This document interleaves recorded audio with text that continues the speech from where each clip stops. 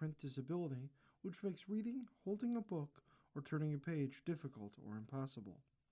The content is copyrighted by the respective publishers. For more information, please visit us on the web at nfradioreading.org. Hello, this is Corrine, and for the next hour, I'll be reading from the June 29th, 2026 issue of the Wall Street Journal on the Niagara Frontier Radio Reading Service. Thank you for joining us today, and a special thank you to Pete, Patty, and Aaron, who filled in for me while I was away. Thank you so much. The highlights today under business and finance are: Chinese AI systems have matched the performance of Anthropic's powerful model Mythos in some cybersecurity scenarios, a development poised to reset the global tech race and pressure the White House in its overhaul of U.S. AI policy. Investors have never been more eager to ratchet up their stock returns through margin loans, which hit a record $1.4 trillion in May from a year earlier, and through funds that amplify gains and losses. But that may be a sign of trouble. Taser maker Axon's founder and CEO Rick Smith topped last year's list of the highest paid CEOs with a compensation package valued at $164.4 million. CEOs making more than $100 million hit a four-year high in 2025, and nearly a dozen chiefs blew past the $200 million mark. More corporate bosses surpassed $50 million as well. Airlines are in an amenities arms race to fly passengers in comfort and style, but some of the offerings are still waiting to be certified by aviation authorities. Saks Global is emerging from Chapter 11 bankruptcy and rebranding itself as Exemplar Luxury Group. The EU said Amazon.com and Microsoft should be required to take extra steps to ensure they aren't stifling competition for cloud computing services. Germany's famously open economy turned it into one of the biggest winners of globalization, but that openness is now its biggest liability. Now for the key articles under the worldwide section. The U.S. and Iran have agreed to end days fighting around the Strait of Hormuz and resume peace talks, said officials from the U.S. and other countries. During the recent fighting, Iran asserted the exclusive right to manage traffic in the strait. Top Justice Department officials closed a probe of an Abbott Laboratories facility, despite some prosecutors' belief there was evidence to criminally charge the company for allegedly selling contaminated baby formula. California's proposed billionaire tax will appear before voters in November, teeing up a fight among Democrats over wealth, affordability, and the future of their party. The U.S. is set to pay a record $55 billion to help ease American farmers' economic woes if Congress approves Trump's new request for $11 billion to deal with effects from the war with Iran. Representative Julia Letlow has won a GOP Senate runoff in Louisiana, defeating State Treasurer John Fleming in the contest to succeed Senator Bill Cassidy, who had run afoul of Trump. Trump has nominated Lance Schroyer, a veteran of Oklahoma law enforcement, to serve as his next director of U.S. Immigration and Customs Enforcement. In South Africa, angry citizens wielding traditional whips, spears, and clubs are taking it upon themselves to force foreigners out, and the government seems unable or unwilling to stop them. China is preparing new legal tools for striking back against economic pressure from abroad, raising risks for foreign businesses. The picture on today's front page shows the Colosseum in Rome in the background and a woman in the foreground using a fan to relieve the heat. And that caption reads, "Seeking shade." Visitors outside the Colosseum in Rome looked for relief on Sunday. Temperature records were broken across several countries in Europe over the weekend as the deadly heat wave moved east. And that headline, "No relief as heat wave fans out across Europe." Articles from the front page follow. China resets AI race with U.S.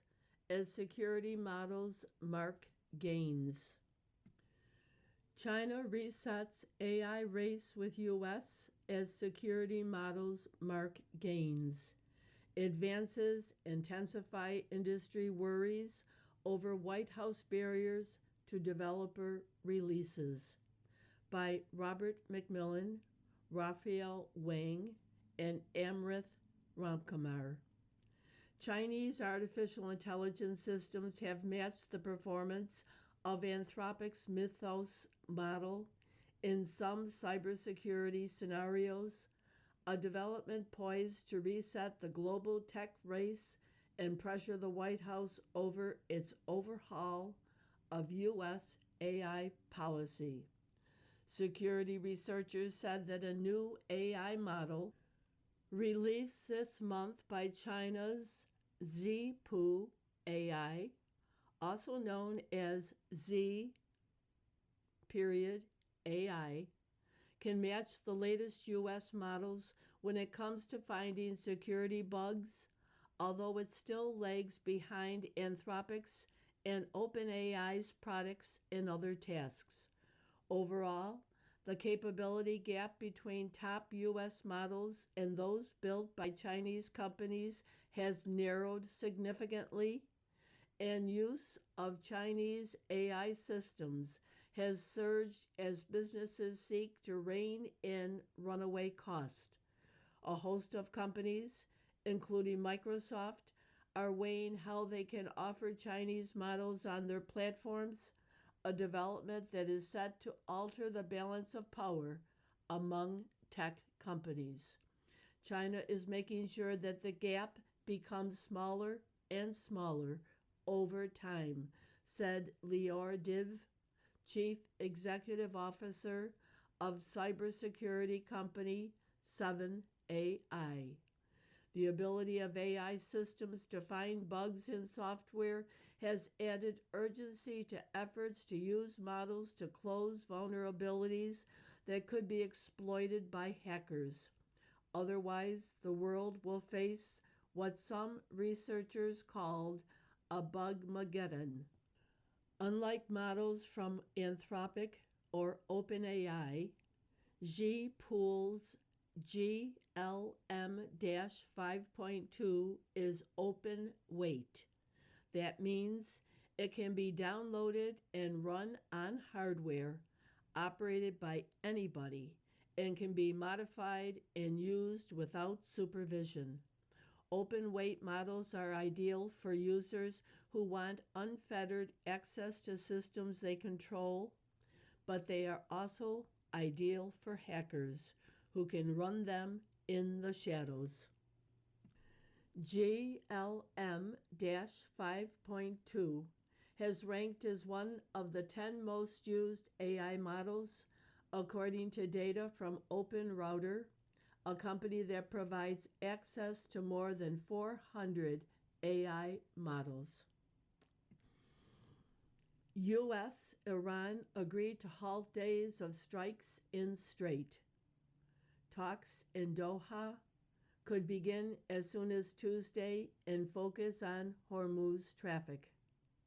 By Benoit Falcon, Robbie Gramer, and Alexander Ward. The U.S. and Iran have agreed to end days of back and forth fighting around the Strait of Hormuz and resume peace talks, said officials from the U.S. and other countries involved in the negotiations. The dangerous period of violence that began Thursday disrupted President Trump's attempt to end hostilities with Iran and negotiate a settlement that addresses Tehran's nuclear program.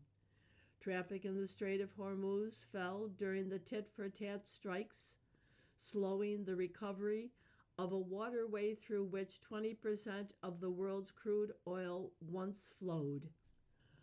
A U.S. official said vessels would now move freely.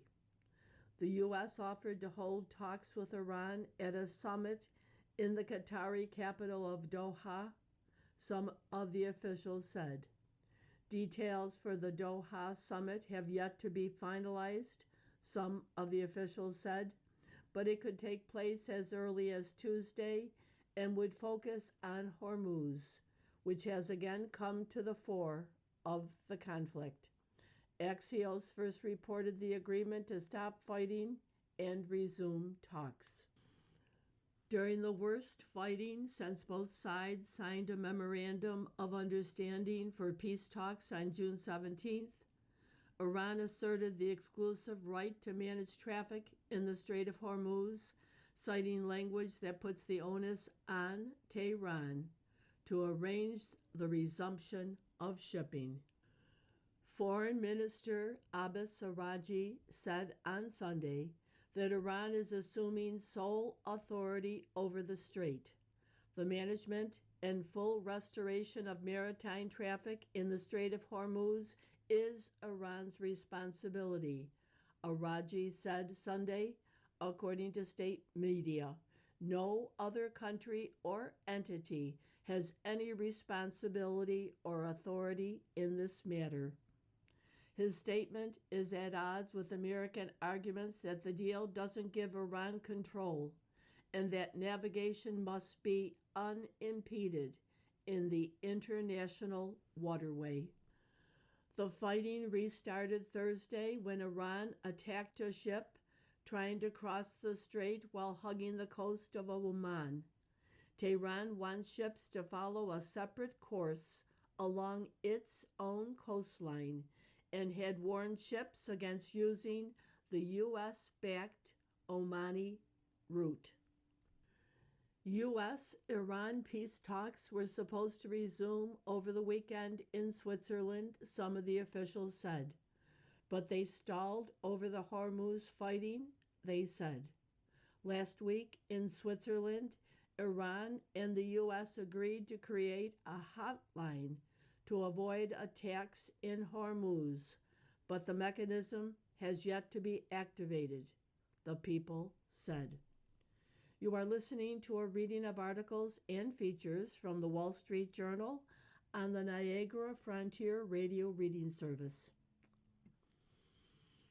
Debt Binge Drives Stocks into Risky Territory by Jack Pitcher.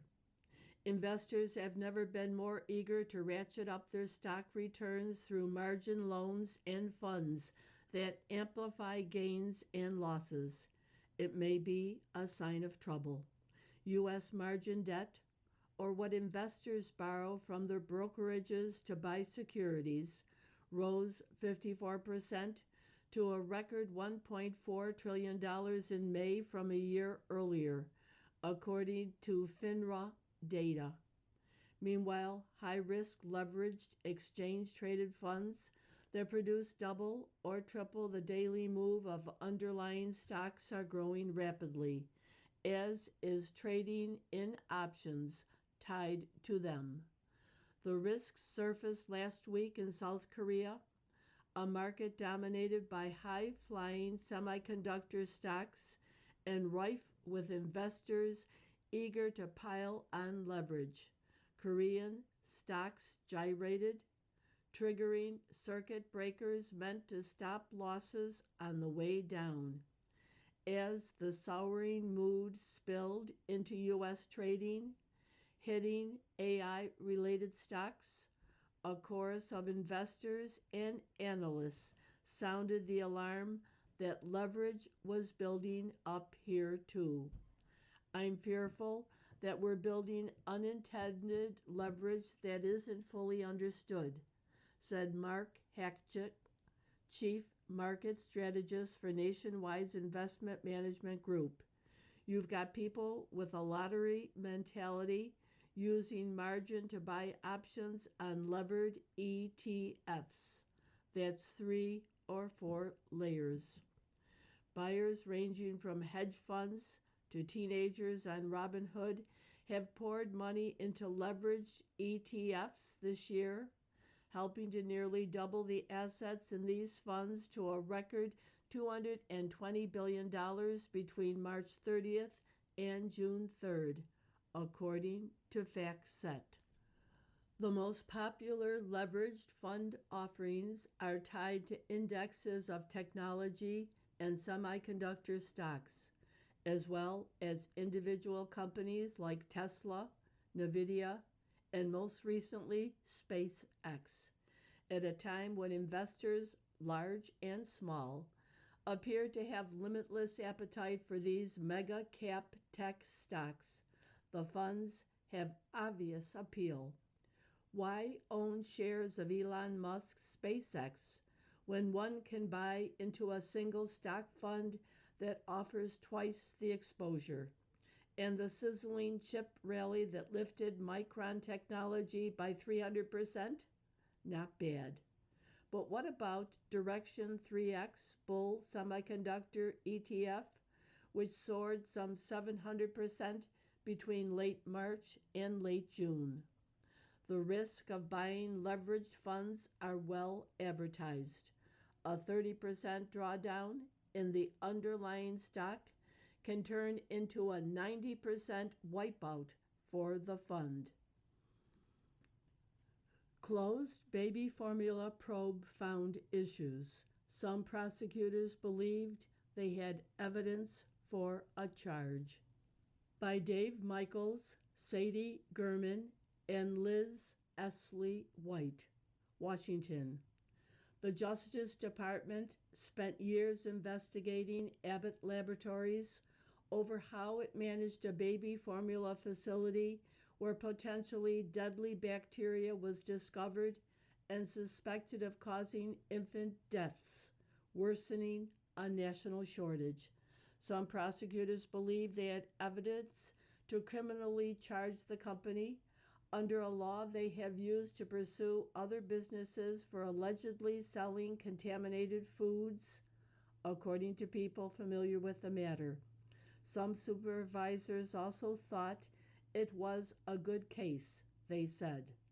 Top decision makers instead closed the probe, the people said, opting for a lighter touch option, clawing back money the company earned from selling formula through federally funded nutrition programs. The outcome, which hasn't been previously reported, illustrates how the Justice Department under President Trump has moved away from strict approaches to corporate enforcement and raised the bar for punishing companies. Trump, in an executive order last year, called for minimizing the use of criminal sanctions where civil penalties could be used instead. Prosecutors have been considering a misdemeanor charge against Abbott for violating the Federal Food, Drug, and Cosmetic Act and a separate count for misleading the government. some of the people said.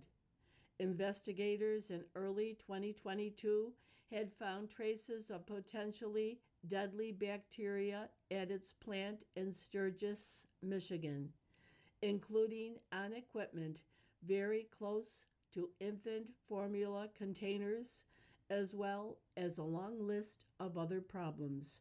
Prosecutors also were considering charging at least one individual, the people said. A Justice Department spokeswoman confirmed the probe was closed, saying criminal charges would have been heavy handed and that officials instead resolved their concerns through a related civil lawsuit. That lawsuit focused on Abbott's sale of infant formula through federal child nutrition programs.